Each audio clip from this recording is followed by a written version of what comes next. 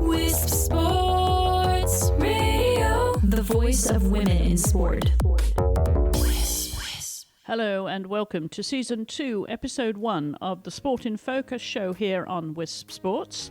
I'm Chris Stafford, and you can join in the conversation anytime by following us on social media at Wisp Sports or by dropping us an email to info@wispsports.com.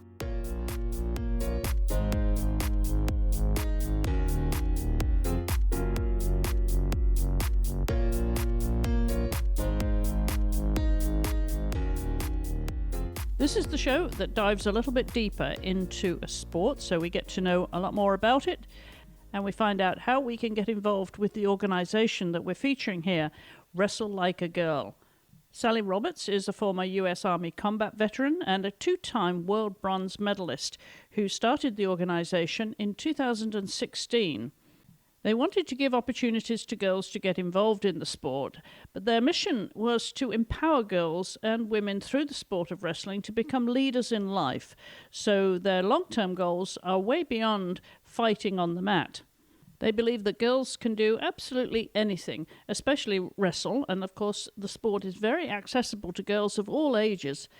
And they want the benefits of the sport to extend way beyond the sport itself, to help girls and young women learn self-confidence and resilience, and to make healthy life choices both physically and mentally. They also teach them to unlock and unleash their full human potential so that they can become whoever they want to be, both on and off the mat. We'll hear not just only the ABC of wrestling, what it involves, what you need to do to start wrestling, and what the categories are, and the potential, of course, within the sport. And we'll also hear about the work of the organization and how it itself is advancing the sport. Sally, hi. Thank you for joining me. Hello. Thank you so much for having me. Well, it's good to have you on the show because I've been meaning to get you here for a long time now. I'm watching what you've been doing with Wrestle Like a Girl now. You're coming into your fourth year already? That's right. We started in 2016 and we're coming into our fourth year.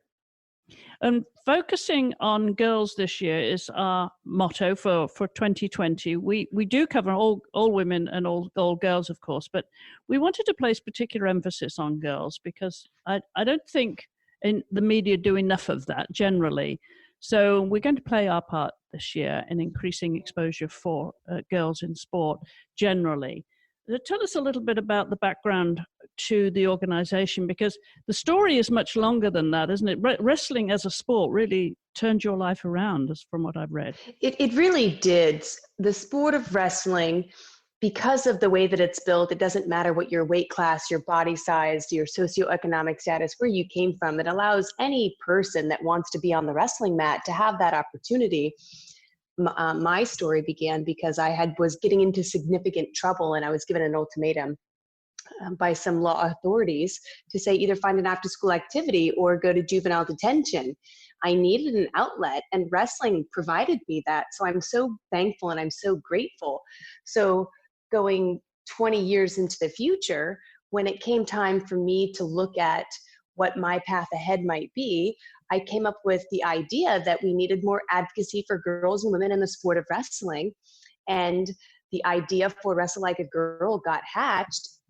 And there was so much rallying and support behind it from the female athletes that it became this very fluid and nimble organization. We started out doing wrestling camps and clinics. And then from there, it expanded into recognizing that we needed advocacy. We had to start using our voice and using our platform to be able to open up more doors and opportunities for girls and women. And by all of us banding together, both men and women, stakeholders alike, it really started to take on a new life and a new direction. So here we are 4 years later, and we're sitting at a completely different spot and a completely different vantage point than when we first started in 2016. Yeah, it's fabulous what you've done. It really is. You've got a tremendously comprehensive website as well, full of resources and information and events. And I would imagine that really is a go-to place for a lot of girls now once they get to know about your organization. But just to go back a little bit further, Sally, and give us a basic introduction to wrestling for those who are not familiar with it. what you said, the opportunities, there's equal opportunities for girls to get into the sport. What are the kind of pre-requirements, if you will? I mean, we know what they are for tennis or for soccer, but what do you need as a girl to get into wrestling? And what are the categories? The most important thing that you need to have as a female going into the sport of wrestling is that you have to have courage, and you have to have tenacity and grit, perseverance, all of those leadership skills. It takes nothing else beyond that than walking onto the wrestling mat. What you need in order to participate is a wrestling mat, so a soft place to land. You need a partner so that you can work out and train with, and you'll need a coach. And from there, it's a martial art, it's a combat. So you're in your stance, and you have to learn how to get into these positions and roll around. Of course, it's a weight category, so you'll be wrestling someone your same weight class, and depending on your age demographic or where you're participating, whether it's at the high school level or with maybe the international style of wrestling, which is freestyle, there's going to be a different weight category. So we do have information on our website so you can determine where your best fit is. But essentially, it's just coming as authentically as you are, coming and bringing a fight, being courageous and brave, and starting to learn how to own your space and your body. So when an opponent pushes, you need to learn how to pull. And when their opponent pulls, you need to learn how to push and use their body movements and their reactions to be able to get in and score advantage points. And you do that by really exposing your opponent's back to the mat, or scoring 2 points from a takedown or points from a turn by exposing their back past a 90-degree angle. How many weight categories are there for girls? That's a great question. If you're looking at the international style that comes from the IOC with our international federation, which is United World Wrestling, there is 10 weight classes during the non-Olympic years. During the Olympic years, they break down to 6 weight classes, so athletes are having to combine. If you're wrestling in the United States for the collegiate system, there's 14 weight classes in high school. And if you're wrestling in the United States for the cadet or junior level, which are age groups for younger athletes, there's different weight classes as well. So it really depends on your age and what umbrella association you're competing under. That's going to determine the weight class opportunities. Now, I'd imagine, like any combat and martial art sport, Sally, you would need to have a particular attitude to this. You know, a fighting attitude, right? It wouldn't be for every girl. Someone who's, you know, might be more prone to wrestling and not have an aggressive attitude. How much of that do you actually develop in those early stages of teaching someone to wrestle to bring out that aggression in them and that fighting spirit? I love that you said that, because there does need to be that fighting spirit, but then we also have athlete examples like Helen Maroulis. She started wrestling because she was so shy and so introverted, and she cried all the time, that she needed to do something that helped build her courage, and that was a good starting point. And then you have athletes like myself. When I came into the sport of wrestling, I already loved to fight. I was already aggressive, but really the work that gets done through the coaches and through the team and the culture building that you're a part of in the sport is really directing that fight towards the mat and taking all of that energy that you have as a human, whether it's anxiety, whether it's anger, aggression, sometimes we've run into abandonment issues, and directing all of that fight and being able to harness it and control it with your head and your heart and your mind, and being able to keep your head and all of your wits about you in the midst of challenge.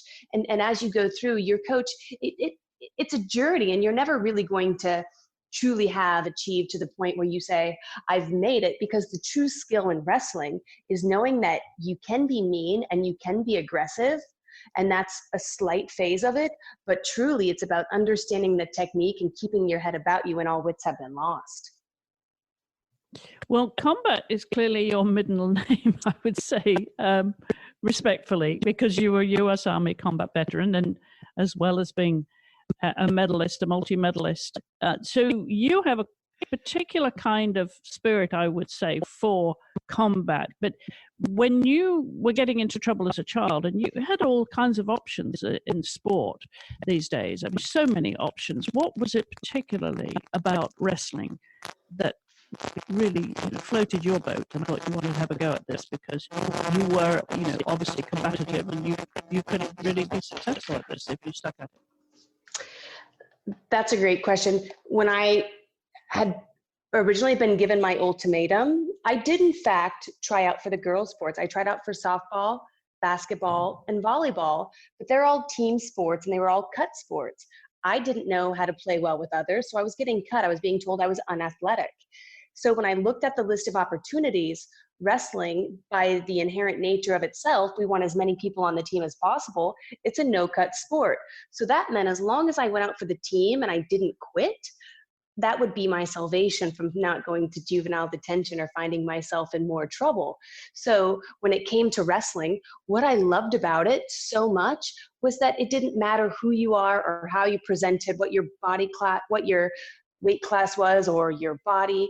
You have an athlete named Anthony Robles. He is an NCAA champion from Arizona State University, and he has one leg. And so it really does. Anybody that wants to be on the wrestling mat can be on the wrestling mat. And I just love that it supported diversity, it supported inclusion, and it supported this sort of both sisterhood. And then you of course have your brothers that you have, and there came a point where it just really built this co-ed family. So I was able to look at men and women as equals, and the men that looked at me, we were able to see that we were equals. And from that, we were able to really start to really define and refine our own fighting spirit, because we know what our own right and left limits are. We know what our values are, and we know how hard we have to work in order to be successful. Did the sport make you competitive, Sally, or were you already a very competitive child? Oh gosh, I would say the sport honed my competitiveness. I would say I was always very competitive, but I was very competitive at everything. And now I've learned how to be laser focused in what I want to compete at. So I really choose the sport of wrestling. That was what I chose. And then now as the CEO of Wrestle Like a Girl, I'm very competitive at my wins and losses when it comes to the policy and the work that we do within the organization. Do you still fight? I've started doing Muay Thai. I really enjoy Muay Thai. I really like doing jujitsu. I still go in and I wrestle with the girls when we do camps and clinics. I think it's a lot of fun, and any opportunity I can get to put my shoes on and go out onto the mat, I enjoy it. I enjoy it because I've learned how to get into those combat spaces or those athletic spaces, and it actually now relaxes my body, and it also takes all of my thoughts and it really starts to streamline them, and it helps me think and process. But it would take its toll physically, I would imagine. And no matter how good a fighter you are, you take your knocks. It's like in equestrian sport, you're going to fall off a horse, and in my case, too much. But, you take the knocks, right? So I would imagine the injuries come with it. What sort of injuries are wrestlers prone to? The injuries that are most common with wrestlers, you have shoulder injuries because you're doing a lot of grabbing, pushing, pulling. There's knee issues that you have, ACLs, especially when you have athletes that are on their cycle or they have a little bit of joint laxity for whatever reason. You can see ACL, knee issues. If you look at our hands, like judo, we have a tendency to have jam thumbs, jam fingers. Potential dislocations comes from pulling and maybe getting your fingers caught. I've had a really significant eye poke on accident. Ouch. Yeah. So there's injuries that come with it. And you do sort of take your lumps and your bumps. And one of the beautiful lessons that I learned from the sport of wrestling is there's a difference between tough smart and tough stupid. Tough stupid is you're injured and you really need to take time off, but you don't want to, and you just keep training anyway, and you either continue to injure yourself or you get injured more aggressively. So I had to really come to embrace this notion of tough smart, which meant the smartest thing for me to do and the toughest thing for me to do is actually sit out and put ice on my body and go to sports medicine, take anti-inflammatories, and really recover. And sometimes in sport, especially if you're a very competitive person, you don't want to take any time, any moments off the mat. So you just want to push through, but that's not always the best thing to do. Now, coaching, I would imagine, would be key, that you get the right coach and you get the right start in the sport. Sally, give us a sense of what girls who may be listening should know about this, or how to find a coach and what they need to look for and what parents need to look for to guide them at those early stages of the sport? I think that getting a coach that is the right fit is really important. From my perspective, first you want to look at the culture. What is the culture that is in that wrestling room? Are they really, and you have to make sure that that culture meshes with you. And it's going to be different depending on where you train. For me, I really liked tough, aggressive coaching. If I were to look at a collegiate style, I really like the idea of Iowa style, where they're really direct and they're heavy hitting and they're intense. I love that. There's some athletes that really like more of a Penn State University coaching style, and that's coached by Cale Sanderson, where there's a lot of positive sports psychology. They look at the sport holistically, mind, body, spirit. So first off, understanding the culture of the coach and how he or she implements that into the room is really important. Making sure that when you look at coaching, asking, are you background checked? Do you have concussion certification? Do you understand what's your protocol for emergency? What are your safeguarding protocols? Really coming in and being an advocate for both yourself as the athlete, but then also making it so that your parents are coming in to advocate as well. Asking them questions like, how long do you want my athlete to practice before she competes? Some coaches think that you can go and wrestle right away in competitions, but we're finding if you do that younger and younger ages and you try and sport specialize, that you could get athlete burnout. So how do they balance that, and how do they keep the sport fun so that the athletes can get engaged, they're getting their needs met, they're growing, they're learning, developing. I also encourage athletes and parents to ask questions to the coaches.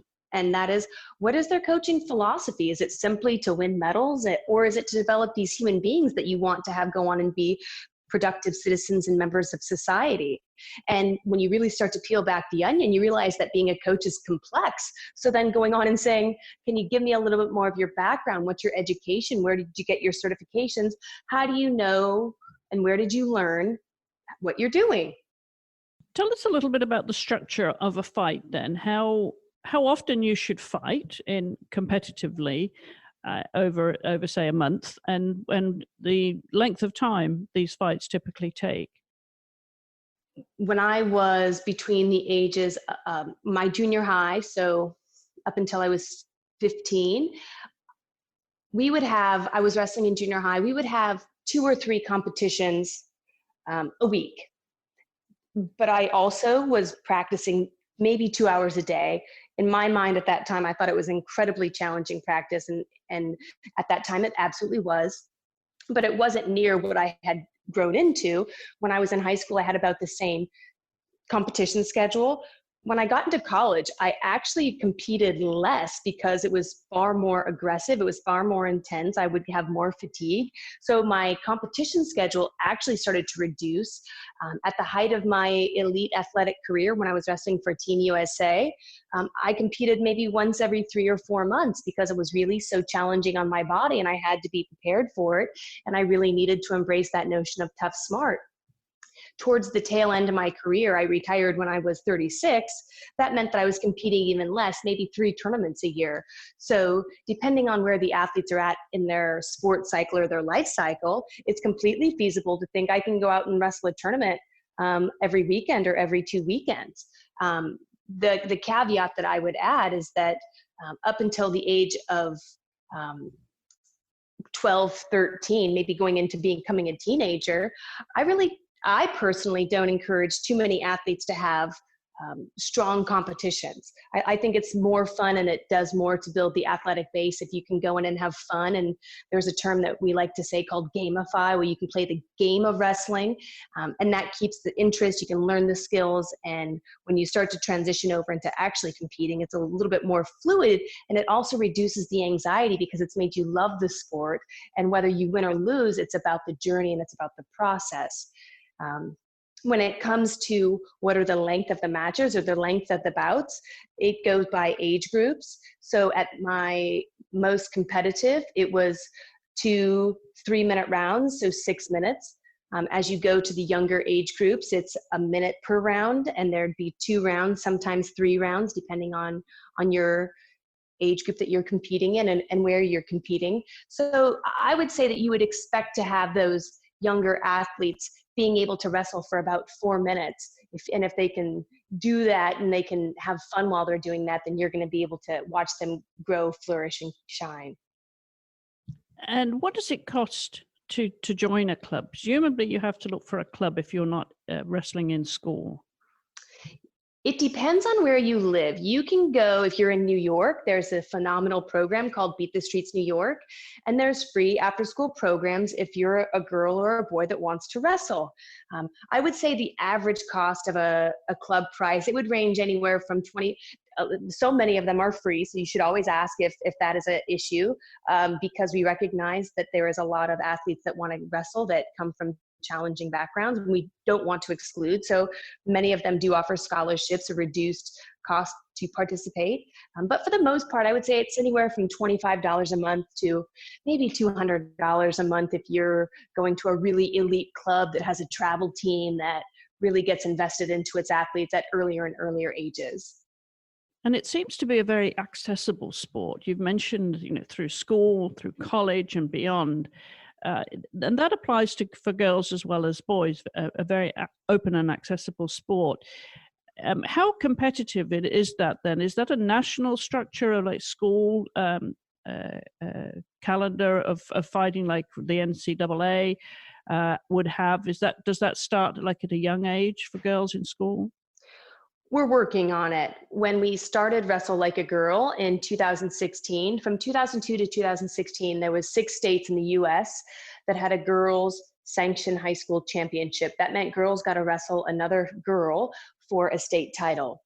One of the challenges that I had with that was that meant that there was 30 plus states that did not support female wrestling at all. I mean, you had states like Mississippi that didn't even have girls wrestling.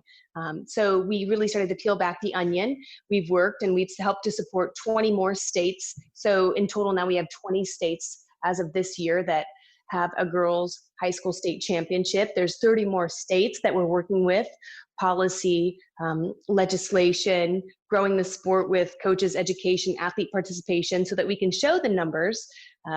And that's going to help with the female growth opportunities. And then we recognized that those high school athletes, they needed a collegiate pipeline. There's a association called the NAIA, and they're, for the most part, smaller, more private schools. And they've taken the initiative and they created their own invitational, and they're working towards their championship status.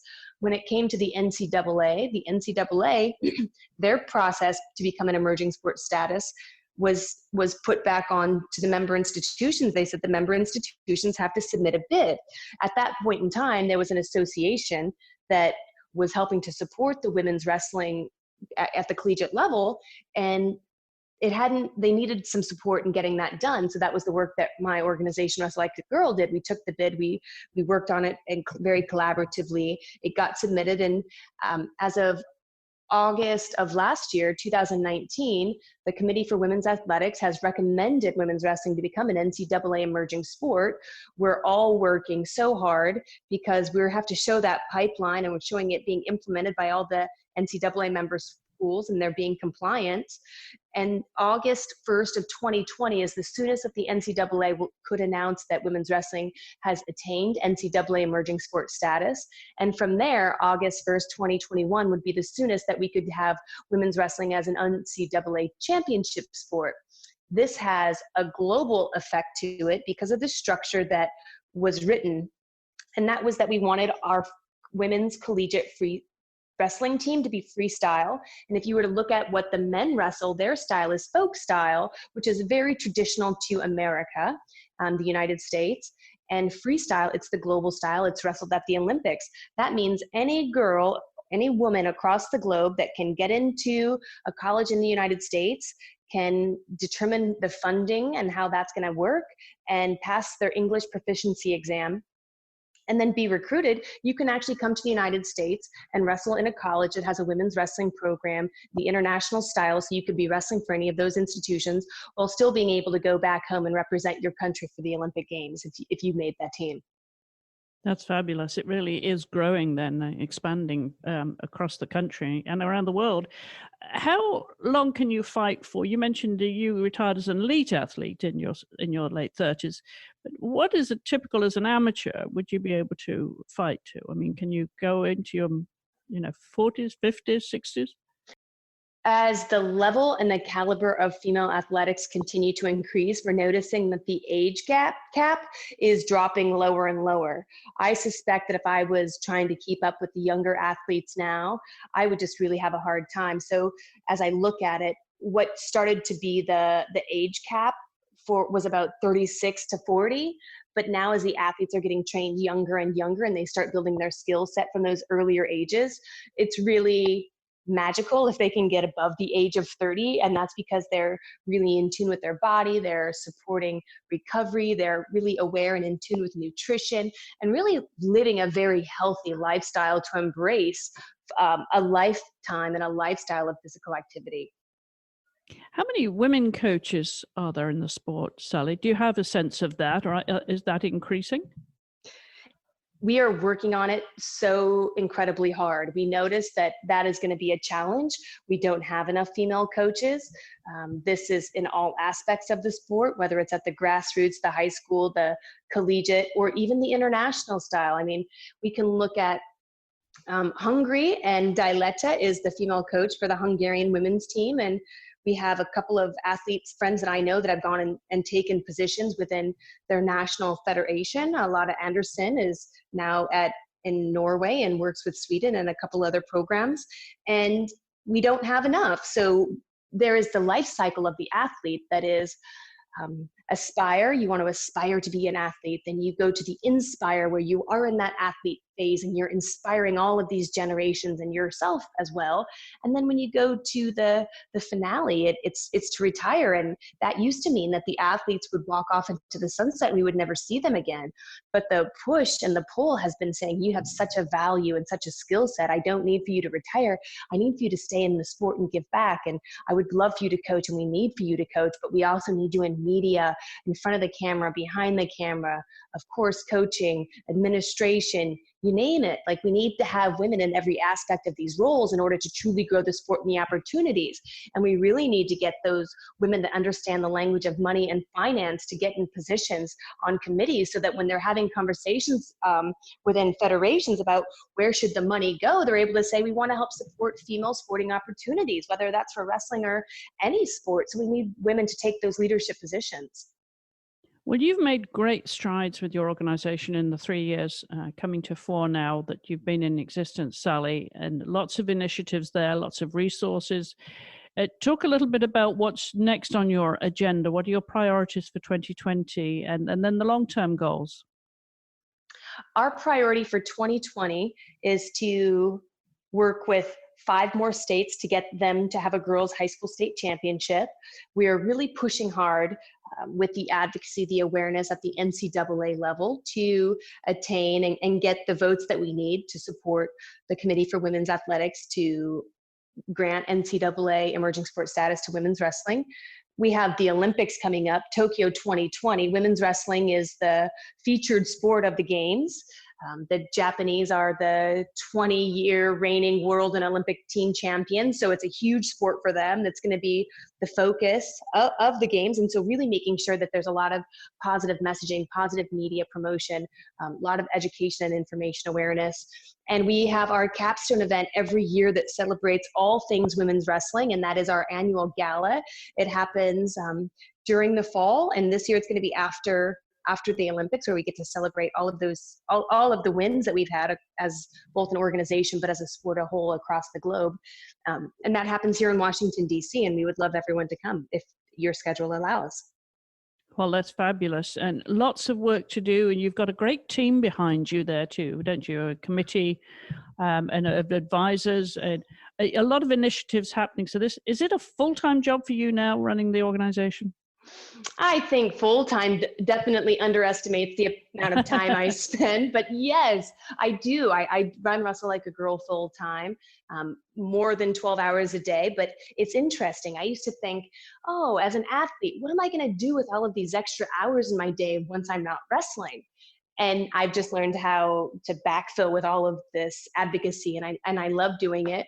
And I've come to realize that I'm never going to not be incredibly busy. And I've also come to realize that as an elite athlete, what our notion of incredibly busy is far different than someone that has not necessarily participated to the same level, because we've learned how to endure. And at least for me, I've learned how to endure. And on a little bit, I've learned how to suffer. And I've my own personality is that I love to suffer a little bit. And I feel like I earn things a little bit more when I do. So yeah, I work a lot, and I'm thankful for it. All right. Well, finally, Sally, what would your message be to girls and women who are listening to this, who should find out more, or they can find out more, of course, on your website. So tell everybody what they really need to know about Wrestle Like a Girl and how they can get involved. Please go to our website. We have social media, Instagram, Twitter, Facebook, LinkedIn. We're working to really build our community, to build our network. We want as many people as possible to participate. We have our national camps here in the United States. If you're in the area, we would love for you to come participate. We have countries and embassies that have asked us to come out, and we have a robust international calendar. So please look at the schedule and see if we're coming to a country near you. And if we're not, then let's work out how we can help support either your country or your national governing body in supporting more opportunities. And if anyone out there has ideas of what we can do or different ways for us to incorporate more stakeholders to grow and build capacity, please reach out and give us your ideas. And again, you can find our email on Wrestle Like a Girl, and it's info@wrestlelikeagirl.org. Fantastic, Sally. Well, thank you so much for taking the time to come on the show. And do come back anytime. If you have any breaking news that you would like to share with us, we would love to share it with our audiences. Likewise. Yes, certainly I will. And we would be delighted to share all good news. Terrific. Well, thanks for your time and the very best of luck with the organization, Sally. All right. Thank you so much. I am an American judoka competing in the under 52 kilogram division for the United States. I'm a proud WISP ambassador. I believe women in sports is extremely important, teaches young women from a young age to believe in themselves, to have great self-confidence, and especially this Olympic movement. You can see great athletes such as Simone Biles, Kayla Harrison, for example, Marty Malloy, which is also a friend of mine. These are great female role models, strong women in sports. My social media account is at Juji, JUJI_Angie, ANGIE. And I just want to thank you so much for listening. And we'll have links on our show notes accompanying this episode on the website at wisports.com. Just go to the Listen tab on the top there and drop down the menu to Sport in Focus. And whilst you're there, take a look around. We have a lot more shows here on the network. There are 46 to choose from, right across the spectrum of women and girls in sport. And in this year, 2020, we want to be focusing more on girls in sport. So if you have any stories or would like us to talk to any girls in any sport, please do drop us a line to info@wisports.com. You can also post comments, of course, on our Facebook page or leave a message there. Just look for With Sports. And if there's a sport that we should be focusing more on, then do let us know. We would love to hear from you. And if you have a moment when you're on iTunes, do drop us a review. It does help us to go up the ratings on iTunes. So let us know what you think too with Sports Podcasts. We would love to hear from you. So until the next time, thank you for listening and for helping us turn up the volume on women's sports.